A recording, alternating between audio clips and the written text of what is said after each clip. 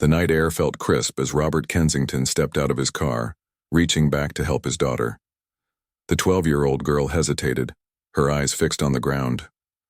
Robert adjusted his bow tie and gave her a patient smile. "It's okay, Lily. We don't have to stay long," he promised, his voice gentle. "Just an hour like we talked about." Lily didn't answer. She rarely did. Her small hand gripped her father's tightly as they walked toward the Grand Hotel entrance. Crystal chandeliers sparkled through the windows, and the sound of an orchestra drifted outside. Robert was used to these fancy events. As the founder of a tech company worth billions, people expected him to show up, shake hands, and write checks. But tonight felt different. This was Lily's first big charity event, and Robert's stomach twisted with worry. Since his wife had passed away 3 years ago, he'd struggled to be both mom and dad to their daughter. Lily's autism made things even harder. She didn't like crowds or loud noises or changes to her routine. Most nights they stayed home where Lily felt safe with her books and puzzles. Dr. Chen, Lily's therapist, had suggested trying small steps, outside her comfort zone. Social experiences are important, she'd explained during their last session, even difficult ones. So here they were, about to enter a room filled with the richest people in the city, all gathered to raise money for children's education. Robert felt the weight of eyes on them as they walked through the grand doorway. "Mr. Kensington, so glad you could make it," called out the event organizer, a woman with a clipboard and an overly bright smile. Her gaze dropped to Lily, who had ducked partly behind her father's leg. "And this must be your daughter. How wonderful that she's joining us tonight." Robert nodded politely while placing a protective hand on Lily's shoulder. "Yes, this is Lily. It's her first charity gala." The woman bent down, her face uncomfortably close to Lily's. "Well, aren't you a pretty little thing? There are some other children in the back room watching movies if you'd like to join them." Lily's grip on Robert's hand tightened painfully. He knew that look, her eyes wide, breathing faster, the beginning signs of being overwhelmed. "Thank you, but Lily will stay with me tonight," Robert said firmly. As they moved deeper into the ballroom, the noise grew louder. People laughed, glasses clinked, and the orchestra played something classical that echoed off the high ceilings. Robert felt Lily tense beside him. "Too loud?" he asked quietly. Lily nodded, her hands starting to rise toward her ears. Robert quickly guided them toward a quieter corner of the room, away from the orchestra and the center of the crowd. He found a small table partially hidden behind a large flower arrangement and pulled out a chair for his daughter. "Better here?" he asked. Lily sat down and took a deep breath the way Dr. Chen had taught her. She nodded slightly, though her fingers still tapped anxiously against her knee. Robert took the seat beside her and pulled out his phone, opening a game Lily liked to play. She took it gratefully, some of the tension leaving her small shoulders, as she focused on the familiar patterns. Robert watched her for a moment, his heart aching with love and worry. Nights like these reminded him of how different their lives were from others. Most fathers brought their daughters to dance classes or soccer games, not to quiet corners of fancy parties where they hid from the noise. "Robert, there you are." A heavy-set man approached their table, champagne glass in hand.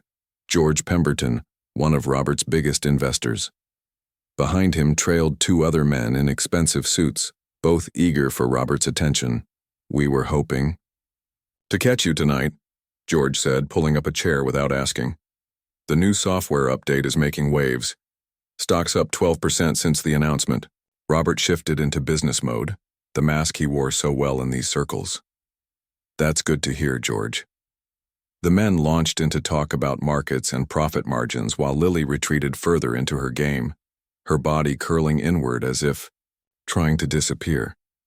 Robert tried to keep one eye on her while responding to questions about quarterly projections. After 15 minutes of business talk, George stood up. "Let's grab a drink at the bar.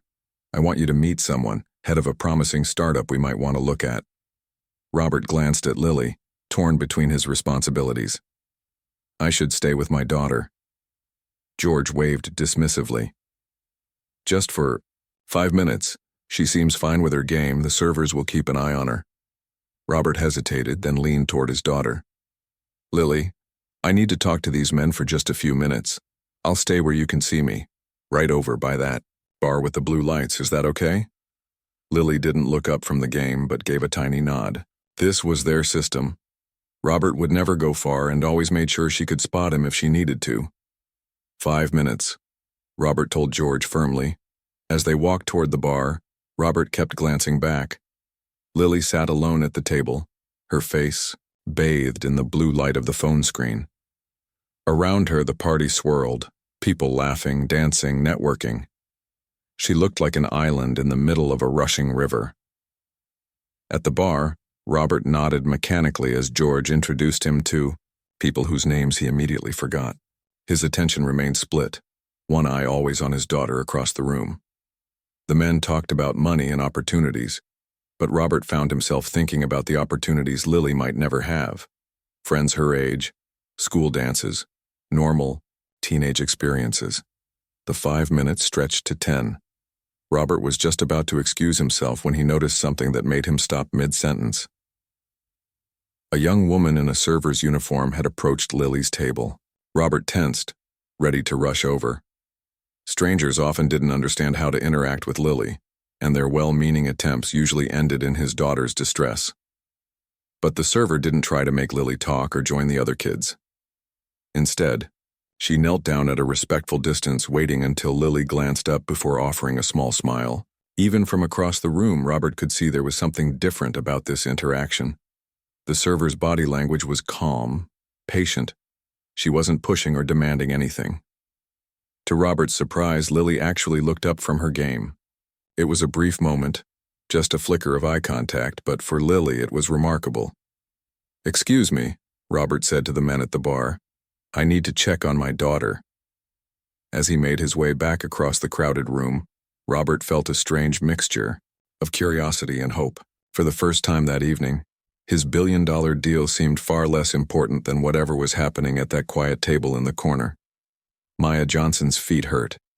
She'd been working for 6 hours straight, carrying trays of tiny fancy foods and champagne flutes to people who barely looked at her face. The black dress shoes the catering company required were half a size too small, pinching her toes with every step. But Maya couldn't complain. The pay for tonight's charity gala was double her usual rate, and she needed every dollar for next semester's tuition. Just one more year, and she'd have her master's degree in child psychology. Then no more serving champagne to rich people who tipped less than they spent on their socks. "Table 6 needs more drinks," her supervisor barked, nodding toward the center of the ballroom. Maya grabbed a fresh tray and plastered on her professional smile. As she weaved between guests in designer clothes, Maya spotted something unusual in the corner of the room. A young girl sat alone at a table, hunched over a phone. Everyone else was mingling, laughing too loudly at jokes that weren't funny. But this child seemed completely separate from the party around her. Maya had worked enough of these events to know that rich people sometimes brought their children, usually dropping them off in special rooms with nannies and movies. This girl looked about 12, with light brown hair falling over her face as she stared at her screen. Something about the way she sat, slightly rocking, one hand flapping occasionally at her side, caught Maya's attention. After delivering the drinks, Maya found herself walking toward the girl's table. As a psychology student focusing on childhood development, she recognized the signs of someone on the autism spectrum. Her favorite volunteer work was at a weekend program for children with special needs, where she'd learned that each child communicated in their own unique way. Maya approached slowly, making sure not to appear suddenly in the girl's field of vision. She knelt down at eye level, but kept enough distance to avoid invading personal space. "Hi there," Maya said softly when the girl briefly glanced up. "My name's Maya. It's pretty loud in here, isn't it?" The girl didn't respond verbally, but her eyes flickered toward Maya for a split second before returning to her game. That tiny acknowledgement was enough for Maya to continue. "I like your hair clip," Maya said, noticing the sparkly butterfly pinning back the girl's bangs. "Butterflies are pretty amazing. Did you know they taste with their feet?" The girl's fingers paused over the screen for just a moment. Maya smiled and stood up slowly. "I need to take these empty glasses away, but maybe I'll come back in a bit. It's much quieter in this corner." As Maya cleared nearby tables, she kept glancing back at the girl. During her child development classes, Professor Williams had emphasized the importance of not forcing interaction with children on the spectrum. Follow their lead, he always said, and give them time. Maya noticed how the chandeliers cast patterns of light across the marble floor near the girl's table. The child seemed fascinated by them too, occasionally looking away from her game to watch the dancing lights. When her supervisor wasn't looking, Maya slipped back to the quiet corner. "Those lights make cool patterns, don't they?" she said, sitting in a chair a comfortable distance away. "Sometimes they remind me of underwater light in a swimming pool." The girl didn't look up, but her rocking slowed slightly. Maya took this as a small sign of interest. "I'm supposed to be passing out those little cream puff things," Maya continued conversationally. "But between you and me, they taste like sweetened air, not worth the calories." A tiny curve appeared at the corner of the girl's mouth. Not quite a smile, but close. Maya noticed a name tag on the girl's purse sitting on the table. "Lily," it read in neat handwriting. "Is your name Lily?" Maya asked. "That's a beautiful name. It makes me think of flowers in springtime." The girl, Lily, gave the slightest of nods, her eyes still on her game. Maya watched the colored blocks on Lily's screen. "That looks like a tricky puzzle. I'm terrible at those games. My brain gets all jumbled trying to see the patterns." Lily's fingers moved skillfully across the screen, solving complex pattern challenges that Maya knew would take her much longer to figure out. "Wow, you're really good at that," Maya said with genuine admiration. "Your brain must work in amazing ways." For the first time, Lily looked directly at Maya, though just for a moment. Her eyes were a deep brown, intelligent, and observant. Maya felt a connection forming, that special bridge that happens when you truly see someone beyond their differences. A crash from across the room made Lily jump. Someone had dropped a tray of glasses, and the sudden noise caused several people to gasp.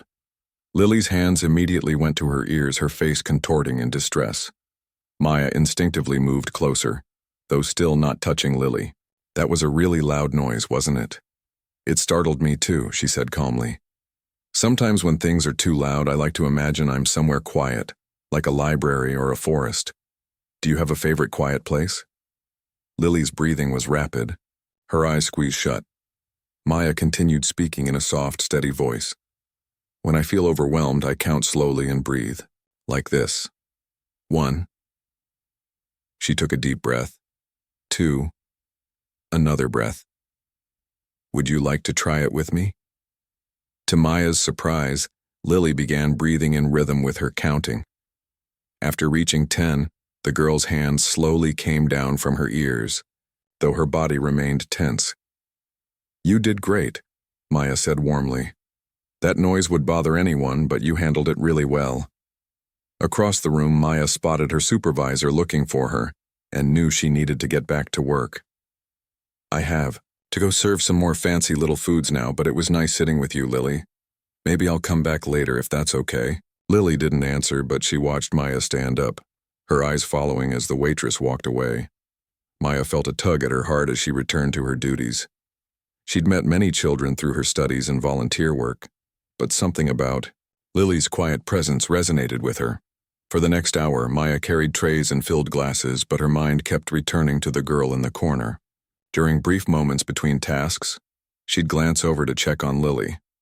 Sometimes their eyes would meet briefly, and Maya would offer a small smile or a silly face that occasionally earned the tiniest hint of a smile in return. During her official break, instead of joining the other servers in the back room for a quick snack, Maya returned to Lily's table. This time she brought a small plate with a plain cookie and some apple slices, foods that weren't too messy or strange textured. "I thought you might be hungry," Maya said, placing the plate on the table. "The cookies are actually pretty good, not like those weird green appetizers they're serving." Lily looked at the plate, then at Maya. She carefully picked up an apple slice and took a small bite. Maya considered this a huge victory.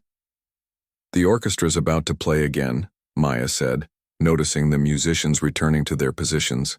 "They said the next song is something slow and pretty." As the first gentle notes filled the air, Maya noticed Lily's foot moving slightly with the rhythm.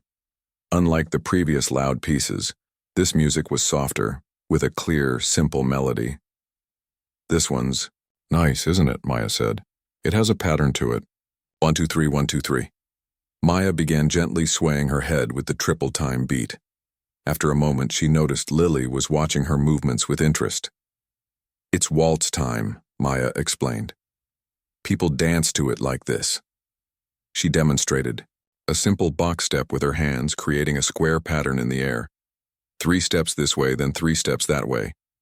To Maya's delight, Lily's eyes followed the movement of her hands, clearly intrigued by the predictable pattern. The music continued, flowing around them in gentle waves of sound. "Would you like to try?" Maya asked softly, standing and extending her hand, palm up. "Just a tiny dance right here by the table?" She held her breath, not expecting Lily to accept. Children with sensory sensitivities often avoided physical contact, especially with people they'd just met. Maya was prepared to withdraw the offer immediately if it caused any distress, but Lily surprised her. After a long moment of consideration, the girl carefully set down the phone and stood up. She didn't take Maya's hand, but she did stand facing her, watching intently. "We can dance without touching," Maya said quickly, understanding Lily's boundary. "Like this." She began the simple box step in place, counting softly. 1, 2, 3. 1, 2, 3. And then, in a moment that made Maya's heart swell, Lily began to mimic the steps. Her movements were hesitant at first, but grew more confident as she recognized the pattern. The two of them danced in their quiet corner, not touching but moving in harmony to the gentle music. Maya didn't notice the tall man watching them from across the room, his expression a mixture of surprise and wonder. She was too focused on Lily's face, which had transformed with concentration and, just maybe, a hint of joy. Robert couldn't believe what he was seeing. His daughter, his quiet, withdrawn Lily who hated crowds and rarely engaged with strangers, was dancing. Not holding hands with the young waitress, but mirroring her movements in a simple waltz pattern. The sight was so unexpected that Robert found himself frozen in place, afraid that any movement might break the spell. "And so we're projecting a 15% return on... Robert? Are you listening?" George's voice faded into background noise as Robert watched the scene unfolding across the room. "Excuse me," Robert said, not taking his eyes off his daughter. "I need to go." He left the investors mid-sentence, something he'd never done before. In business, Robert was known for his complete attention, his ability to focus entirely on whoever was speaking. But right now, nothing mattered except the miracle happening in the corner of the ballroom. As he approached, Robert slowed his steps, not wanting to interrupt. The waitress was counting softly.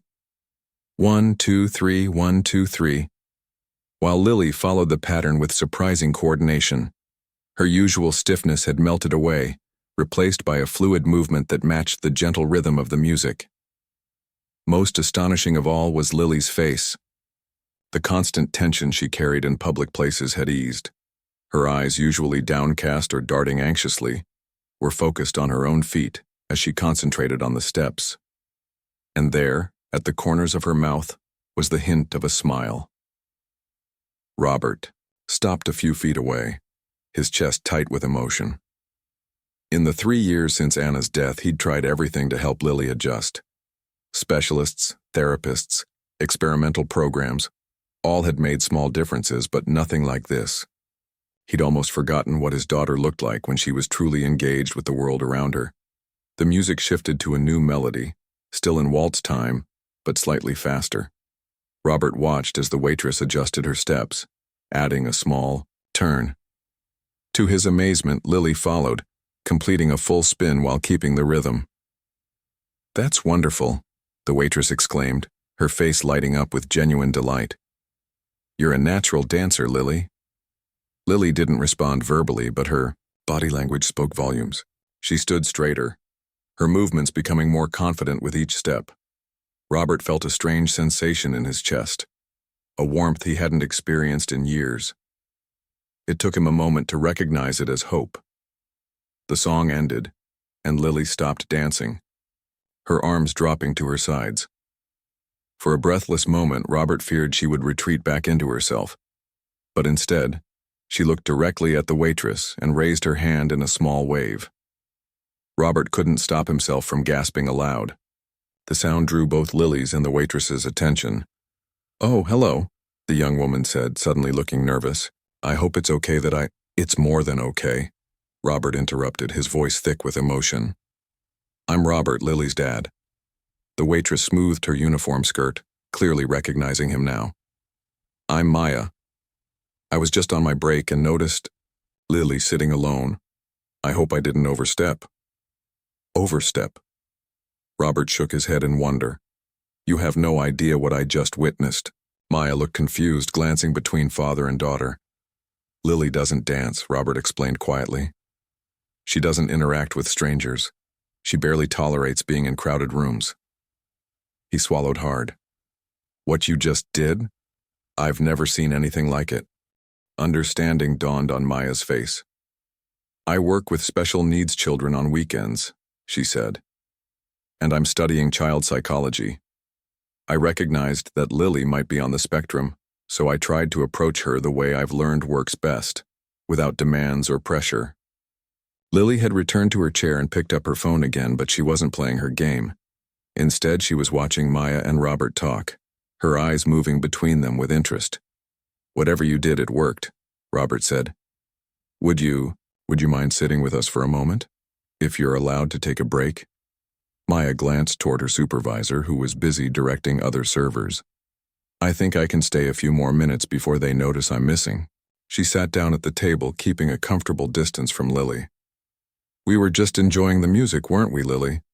Lily nodded, a small but clear response that made Robert's eyebrows rise in surprise. "She likes patterns," Maya explained. "The waltz has a very predictable rhythm. 1, 2, 3, 1, 2, 3. It's mathematical, really." Robert nodded slowly. "She loves math. Numbers make sense to her when people don't." "That's actually common," Maya said. "Many people on the spectrum excel at recognizing and creating patterns. It's a beautiful way of understanding the world." Robert had heard similar explanations from therapists before, but something about the way Maya described it, not as a deficiency, but as a different kind of intelligence, struck him deeply. "How did you know to approach her?" Robert asked. "Most people try too hard. They get in her face or talk too loudly or ask too many questions." Maya smiled. "I just watched her for a bit. She seemed comfortable in this quieter corner, and I noticed she was fascinated by the light patterns on the floor. So I started there, talking about something she was already interested in." As they spoke, the orchestra began another song, this one with a slightly different rhythm. Lily's head tilted, listening. "This one's a bit different," Maya said to her. "It's in 4 beats instead of 3. 1, 2, 3, 4. Like this." She tapped her finger on the table in rhythm. After a moment, Lily began tapping along. Perfectly, matching the beat. "She has an excellent sense of rhythm," Maya observed. "She plays piano," Robert said. "It's one of the few activities she truly enjoys." Maya nodded. "That makes sense. The piano is all about patterns and mathematical relationships between notes." Lily stood up suddenly, putting her phone in her small purse. Both adults watched her curiously. Instead of returning to her chair, she took a step toward Maya, then paused as if gathering courage. "Would you like to dance again, Lily?" Maya asked gently. Lily nodded, her eyes briefly meeting Maya's before darting away. "I'd be honored," Maya said, standing up. "This dance is a little different. We go like this." She demonstrated the new 4-step pattern. As they began to dance, keeping a respectful distance between them, Robert watched in amazement. Lily was fully engaged, her body relaxed, her movements becoming more natural with each passing minute. Occasionally, she would look up at Maya's face, brief flashes of eye contact that spoke volumes to Robert. "She never does this," he whispered to himself. A voice spoke from behind him. "Mr. Kensington, the foundation director would like you to say a few words before dinner." Robert turned to find an event coordinator standing there with a tablet in hand. "I'm sorry, what?" Your speech? About the donation? We've scheduled you for 5 minutes before the main course is served. The woman looked pointedly at her watch. Which is in about 10 minutes. Robert had completely forgotten about the speech he'd agreed to give. His company was donating a significant sum to the Children's Education Fund, and he was supposed to make the announcement. He looked back at Lily, still dancing with Maya, still engaged in a way he rarely saw. The thought of interrupting this moment, of pulling Lily back into the overwhelming center of the room where he would have to speak, filled him with dread. Is there any way someone else could make the announcement? He asked. The coordinator looked shocked. But sir, everyone's expecting you. The press is here specifically to cover your donation. Robert felt torn between his public obligations and his daughter's needs, a familiar struggle. Usually duty won. Tonight, watching Lily experiencing a rare moment of joy, the decision felt different. I need a few more minutes, he said firmly. Please ask the director if we can delay the announcement until after dinner. The woman's mouth tightened with disapproval, but she nodded stiffly and walked away. Robert turned back to Lily and Maya, who had stopped dancing as the song ended. To his surprise, Lily was gesturing to Maya, making a motion with her hands that Robert recognized immediately. She's asking if you know sign language, Robert explained, moving closer. Maya looked surprised. I know a little. We use it sometimes with nonverbal children in my volunteer program. Lily's hands moved again, forming simple signs. Dance nice. Thank you. Maya's face lit up. She signed back, You dance beautiful. Robert felt tears prickling behind his eyes. Lily rarely used sign language with strangers, even though it was often easier for her than verbal communication. She started learning sign language about a year ago, he explained to Maya. It helps when speaking feels too difficult. Maya nodded. It's a wonderful form of expression. Less overwhelming than verbal communication for many people on the spectrum. The music changed again, this time to something faster and louder. Lily immediately covered her ears, her face showing distress. Too loud? Maya asked, signing the words, as she spoke them. Lily nodded vigorously. We could go outside for a few minutes, Maya suggested, looking to Robert for permission. There's a small garden terrace just through those doors. It would be much quieter. Robert hesitated. I don't want to keep you from your job. Maya glanced at her watch. My actual break starts in 5 minutes. I could meet you out there then. Robert looked at his daughter, who was still covering her ears against the loud music. That sounds perfect, thank you. As Maya hurried back to her duties, Robert gently guided Lily toward the terrace doors. Behind them, the party continued. Glasses clinking, people laughing, business being done. But for the first time that evening, Robert didn't feel pulled in two directions. Tonight his choice was clear. The cool night air welcomed them as they stepped onto the terrace. Lily immediately lowered her hands from her ears, her body relaxing in the relative quiet. String lights twinkled in the garden below, creating a magical atmosphere. Robert knelt down to his daughter's eye level. Are you having an okay time tonight, Lily? To his amazement, Lily nodded and signed. Like Maya. She nice? Yes, Robert agreed, his heart full. She is very nice. They stood together in comfortable silence, looking out at the garden. Robert's mind was racing with possibilities he hadn't considered before. New therapies, different approaches, the power of dance and rhythm and pattern. For the first time in years, the future seemed to hold more than just coping strategies and managed expectations. Watching his daughter respond to Maya's gentle approach had opened a door Robert had feared was permanently closed. When Maya joined them a few minutes later, bringing 3 cookies she'd sneaked from the dessert table, Robert knew this night had changed everything. Not because of business deals or charity donations, but because of a compassionate young woman who had seen his daughter, truly seen her, when most people only saw her differences. Maya hadn't expected her evening to turn out this way. She'd shown up to work a standard catering shift, just another night serving the wealthy while trying to make ends meet. Now she found herself sitting on a moonlit terrace with one of the richest men in the country, and his daughter, sharing cookies and conversation as if they'd known each other for years. These are much better than the fancy appetizers inside, Robert said, finishing his cookie. Though I'm not sure the chef would appreciate hearing that. Maya smiled. The head chef is actually pretty cool. He always sets aside real food for the staff, not the tiny, fancy stuff. Lily sat between them, legs swinging gently as she nibbled her cookie.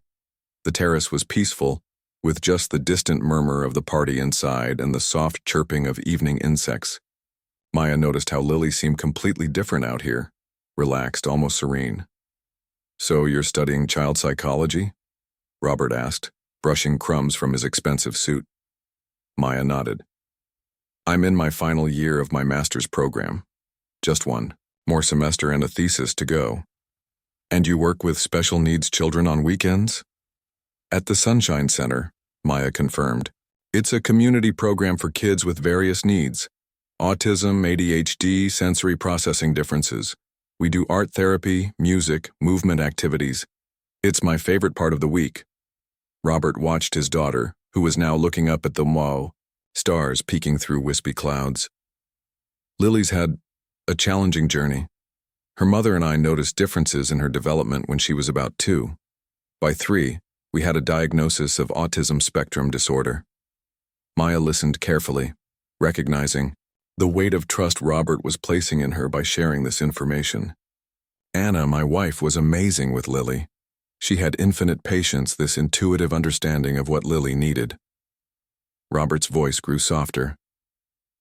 After Anna died 3 years ago, I felt completely lost.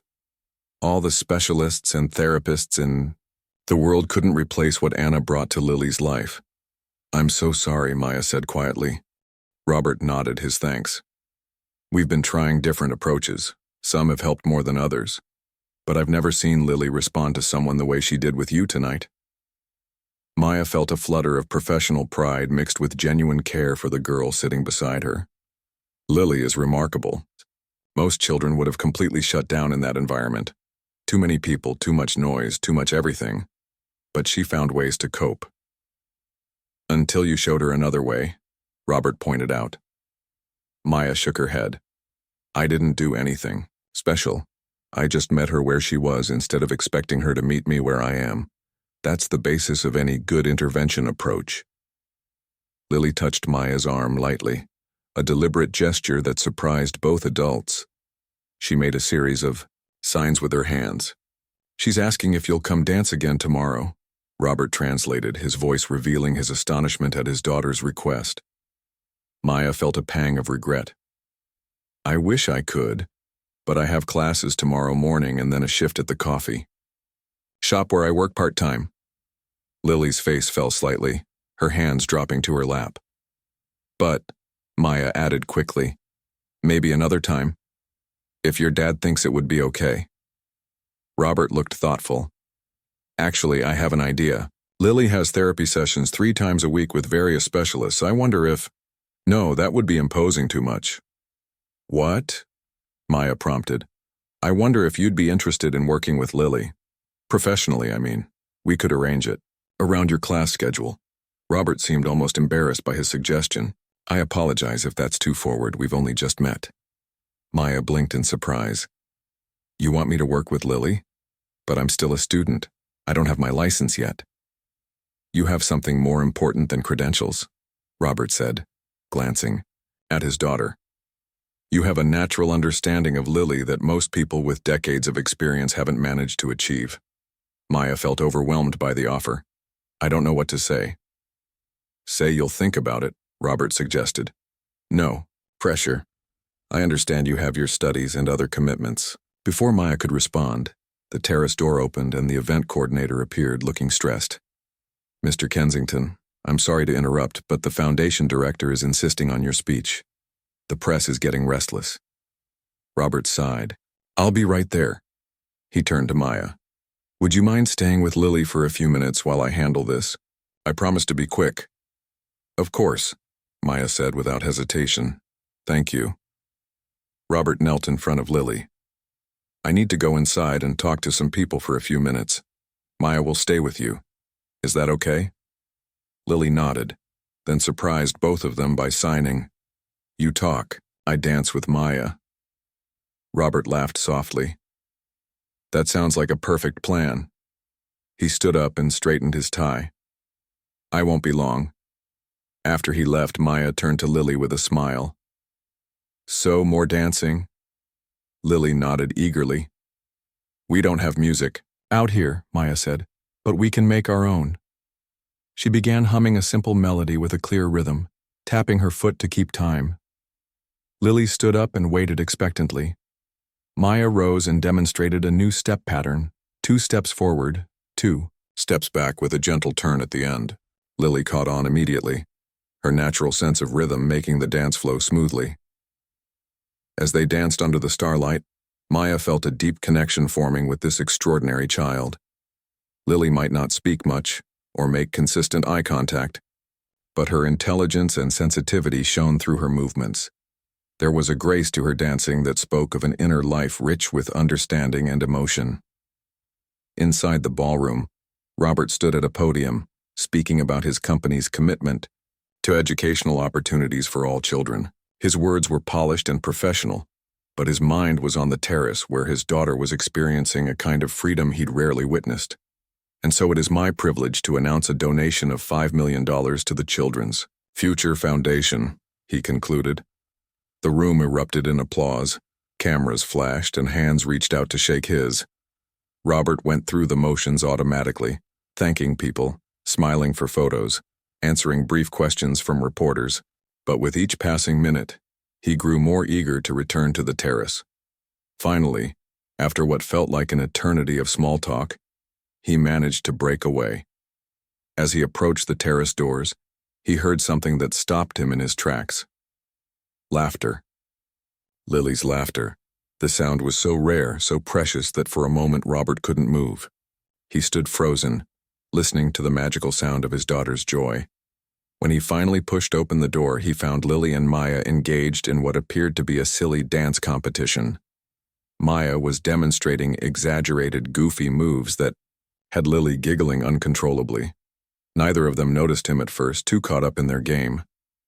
I see I'm missing all the fun, Robert said softly. Maya stopped mid-twirl, looking slightly embarrassed. We were just experimenting with different kinds of movement. Silly movement is the best kind, Robert agreed, his heart full at the sight of Lily's flushed, happy face. Lily signed rapidly to her father, her movements animated with excitement. Slow down, sweetheart, Robert said gently. I can't follow. When you go that fast. Lily took a deep breath and signed more deliberately. Maya teaches dance. I want to learn more. Robert translated for Maya, who looked touched by Lily's enthusiasm. I'd love to teach you more dances, Lily, she said. There are so many different kinds, each with their own patterns and rhythms. Robert watched the exchange, with growing certainty that he'd witnessed something rare and important tonight. In his world of business decisions and calculated risks, he'd learned to trust his instincts. Right now, those instincts were telling him not to let this opportunity slip away. Maya, he said, about what we discussed earlier, I'd like to make a formal offer. Maya looked uncertain. Mr. Kensington, Robert, please. Robert, I'm flattered, but I'm not sure I'm qualified to work with Lily in a professional capacity. I'm still learning myself. Sometimes the best teachers are those still on the journey, Robert said. What I saw tonight wasn't about techniques or theories from textbooks. It was about connection, real human connection. That's what Lily needs more than anything. Lily tugged at Maya's sleeve, signing again. Please teach me, I like you. Maya's resolve wavered as she looked into Lily's hopeful face. What exactly are you proposing? Start with 2 sessions a week, Robert suggested. We can work around your class schedule. I'll pay you 3 times what you make at the catering company, plus cover any transportation costs. Maya's eyes widened at the figure Robert named. It was more than she made in a week of combined jobs. That's too much, she protested. It's not. Enough, Robert countered. Not for what you've already given us tonight. A server appeared at the terrace door. Excuse me, Ms. Johnson. The supervisor is looking for you, Your break ended 15 minutes ago. Maya winced. I lost track of time. I'll be right there. She turned back to Robert and Lily. I need to get back to work. Of course, Robert said. But please think about my offer. No rush to decide. Maya nodded, then knelt to Lily's level. I had so much fun dancing with you tonight, Lily. Thank you for being my partner. To both adults' surprise, Lily stepped forward and gave Maya a quick, light hug, barely a touch before she stepped back again. For a child who rarely initiated physical contact, it was an extraordinary gesture. Maya blinked back sudden tears. I'll see you again soon, she promised before hurrying back inside. Robert and Lily remained on the terrace, the night air cool around them. Did you have a good time tonight? Robert asked softly. Lily nodded, then signed. Maya understands me. Yes, Robert agreed. I think she does. As they walked back into the ballroom together, Robert noticed a difference in his daughter's demeanor. She still stayed close to him, still avoided the noisiest areas, but there was a new confidence in her posture. Occasionally, her body would sway slightly to the music, as if remembering her dance on the terrace. The rest of the evening passed in a blur of conversations and obligations. Robert introduced Lily to a few carefully selected people, those he knew would be patient and kind. To his amazement, she tolerated these brief interactions better than ever before, sometimes even offering a small wave in greeting. Through it all, Robert found himself watching for glimpses of Maya as she moved through the crowd with her serving tray. Sometimes their eyes would meet across the room and they'd share a quick smile. Two people now connected by a shared understanding of a remarkable child. Near the end of the evening, as guests began to depart, Robert received a text message on his phone. It was from an unknown number. I accept your offer. When can we start? Maya, the waitress who borrowed your daughter for a dance. Hope you don't mind that I got your number from the event coordinator. Robert smiled and showed the message to Lily, who clapped her hands together in a rare display of excitement. As they walked toward the exit, Robert caught sight of Maya one last time. She was clearing glasses from an abandoned table, looking tired but still moving with grace. Their eyes met, and Robert mouthed a silent, "Thank you," across the room. Maya smiled and gave a small bow, as if concluding a dance. Outside, the night was full of stars as Robert helped Lily into their waiting car. For the first time in years, the future seemed to hold new possibilities, a dance of hope that had begun with a simple act of kindness from a stranger who had seen his daughter when others looked past her. Home, sir? The driver asked. Yes, Robert replied, watching Lily trace patterns on the car window with her finger. We're going home. 2 months could change everything. Robert Kensington knew this. Better than most, in business, fortunes could be made or lost in far less time. But watching his daughter twirl gracefully around the sunlit room, he marveled at how the most meaningful changes had nothing to do with money at all. Perfect, Lily. Now try the turn we practiced yesterday, Maya called from across the room, where she sat cross-legged on a cushion, tapping a small drum to keep rhythm. Lily executed the turn with careful precision, her face a study in concentration. When she finished, she looked to Maya for approval. Beautiful. Maya clapped her hands together. Your balance is getting better every day. Lily's face lit up with pride. She walked over to the large windows of the dance studio Robert had converted from an unused sitting room in their home. The space was simple but perfect. Polished wood floors, mirrors along one wall, and a state-of-the-art sound system. One corner held cushions and quiet toys for times when Lily needed a break. Robert watched from the doorway, not wanting to interrupt. These sessions had become the highlight of Lily's week, and if he was honest, his own as well.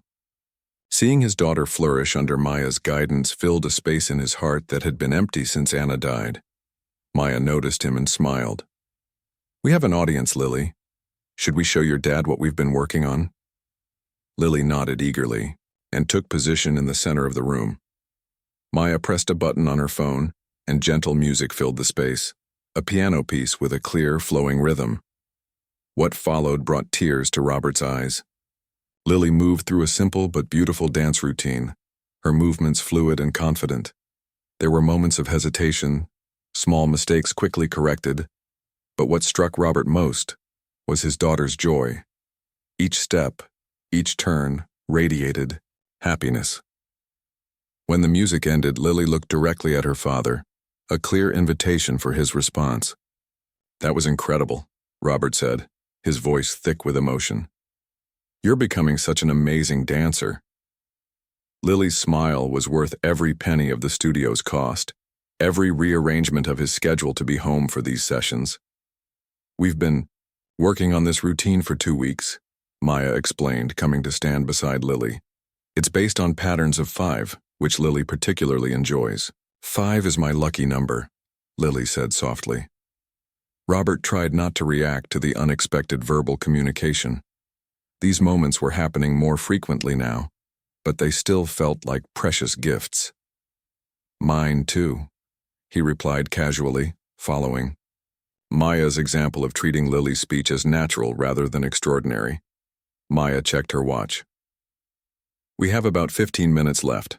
Should we try the breathing exercises before we finish?" Lily nodded and moved to a cushion on the floor. Maya sat across from her, and together they began a series of deep breathing patterns, in for 4 counts, hold for 7, out for 8. Robert recognized it as an anxiety management technique Maya had introduced after learning about Lily's occasional panic attacks in overwhelming situations. As they breathed together, Robert reflected on how much had changed since that charity gala. Maya now worked with Lily 4 times a week, twice for dance therapy, once for social skills practice through movement games, and once for community outings to gradually build Lily's comfort in public spaces. The results had been remarkable. Lily's confidence had grown steadily. Her speech, though still limited, emerged more often. Her meltdowns had decreased in both frequency and intensity. Most importantly, she seemed happier, more connected to the world around her. Maya had proven to be more than just a therapist. She'd become a bridge between Lily and the world, showing her that connection was possible, that differences could be strengths rather than barriers. The breathing exercise concluded, and Lily got to her feet. "Remember what we're doing on Thursday?" Maya asked her. Lily nodded. "Museum, Egyptian room." Her voice was quiet but clear. "That's right, the Egyptian exhibit with the cool hieroglyphics. We'll practice our museum voice and our looking not touching skills." Maya high-fived Lily gently. As the session ended, Lily went to change out of her dance clothes, leaving Robert and Maya alone in the studio. "She's doing incredibly well," Maya said, gathering her things. "The museum visits are getting easier each time." Robert nodded. "Last weekend she actually asked to go to the park voluntarily. We stayed for almost an hour." "That's fantastic." Maya's genuine enthusiasm for these milestones was one of the many things Robert appreciated about her. "Was it very crowded?" "Moderately." She wore her noise-canceling headphones, but she didn't need to use the weighted blanket at all. Maya beamed with pride. She's building her resilience muscle. Each positive experience makes the next one a little easier. Robert hesitated, then said, "I've been meaning to talk to you about something.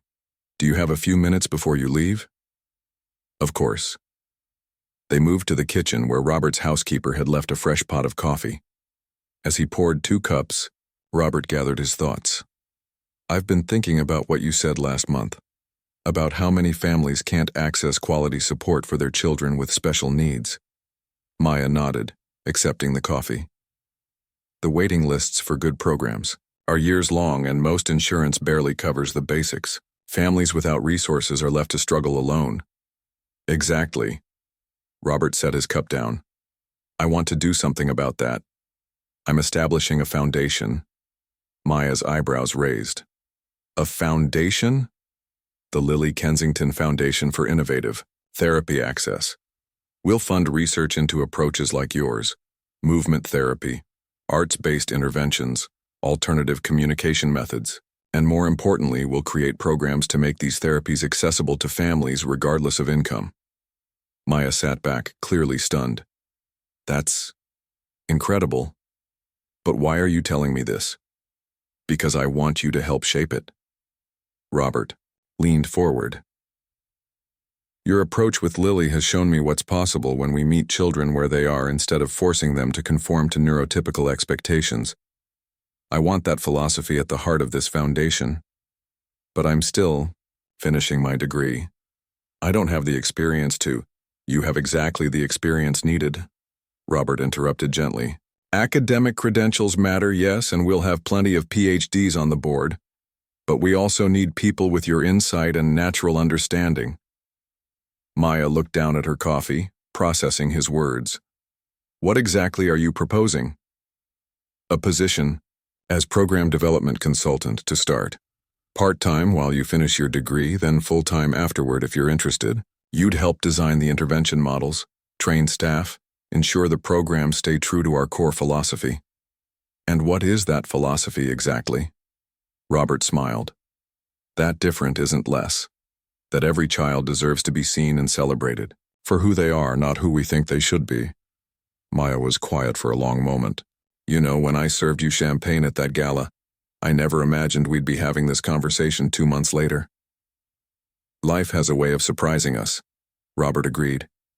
Sometimes in the best possible ways.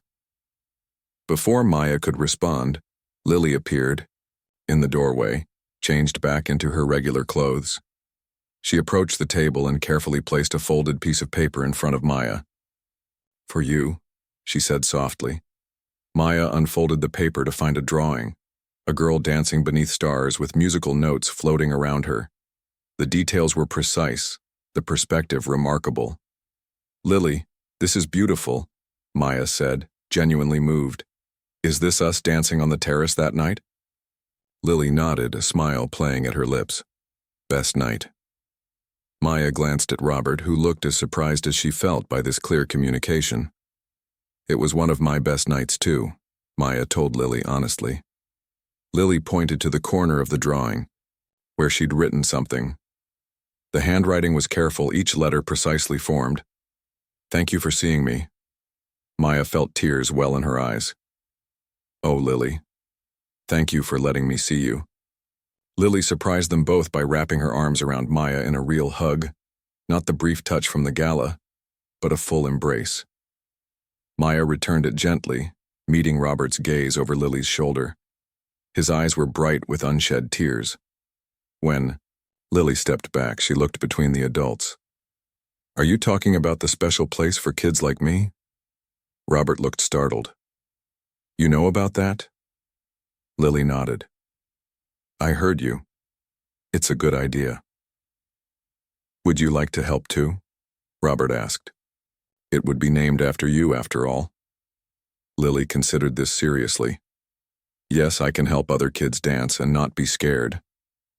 The simple statement held such profound meaning that for a moment, neither adult could speak. That would be wonderful, Maya finally said. You'd be an amazing teacher, Lily.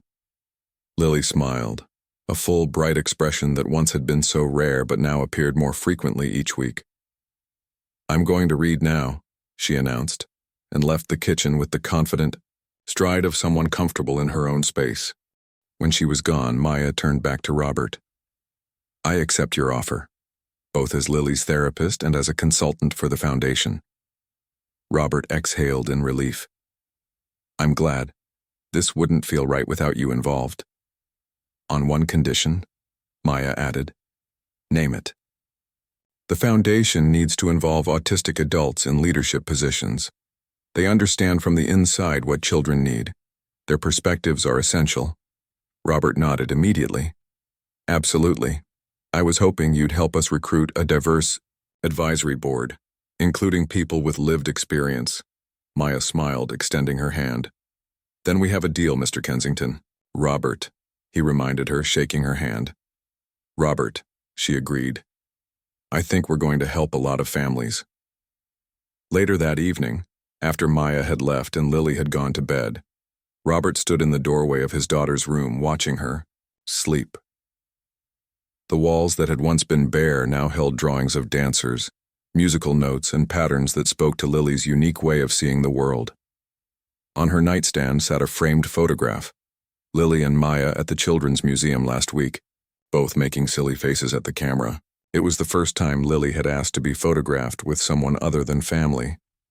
Robert thought about the foundation, about the families whose lives might change because of what he'd learned from his daughter, and from a compassionate waitress who'd seen beyond differences to the person within. The world had always respected Robert Kensington for his wealth and business success, but watching his daughter flourish, helping her find her unique place in the world, this was an achievement that mattered in ways no financial statement could measure. As he quietly closed Lily's door, Robert remembered something Anna had told him shortly before she died. The greatest gift we can give our daughter is to help the world see her as we do, not as someone to fix, but as someone to cherish. The Lily Kensington Foundation would be that gift, not just to his daughter, but to thousands of children whose different ways of being were not deficits but differences to be embraced. From a chance encounter at a charity gala had grown something profound: a father's deeper understanding of his daughter, a young woman's opportunity to change lives through her natural gifts, and a child's blossoming into her authentic self.